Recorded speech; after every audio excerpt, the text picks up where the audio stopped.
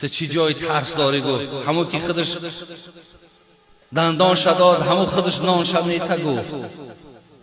برادرای عزیز، خداوند بسیار ذاتی مهربانه، او کفیل ریسک ما ہے. میگه یک نفر بود دائم دعا میکرد، میگو خدایا برای من ریسک بغاس بده. بغاس، این بغاس کلمه عربی است. وقتی میگه همون زاغ بچه تولد میکنه سفید است. وقتی که همون سفید که هست میگه زاغ سیاه که میبینش فکر میکنه که همین ایمن نیست. ایمن نیست، میگه ترکش میکنه میرود تا زمانی که همین پر سیاه نبراید.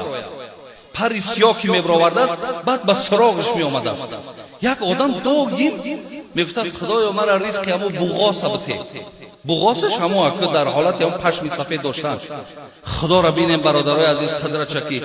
وقتی مادر هم را میپرتویه میرود، خداوند در تنه همین چوجه زاغ بگیم یک بوی خود مرده را پیدا میکنه.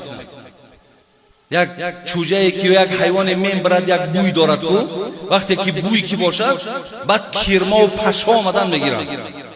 همون بوی میگه در تنه می پیدا میشود.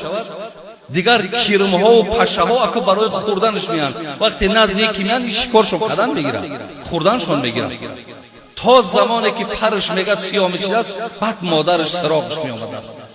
این مردک هم مردکی دانا بوده است. میگفت است خدایا همون ریسکی که بغاس دادی مرا همون خیر ریسک بده. مقصد همین خیر ریسکی که خودش دویده و پیش مرا آمدن بگیرن. این الله مهربان چه یک ذات مهربانی است که هیچ وقت برادران عزیز در دل ما باید ترس نباشد. در دل ما یگان ترس هم بترسیم. من برادر عزیز، این ریسک چیزی ازلی است. این را کم و زیاد کردن همه در نزد الله مهربان است. این به بندش هیچ وابستگی ندارد. یک قصه دیگر هم میگیم دوام که وقتی زیاد گرفتم. میگه یک آدم پولدار ثروتمند وارد مسجد میشود.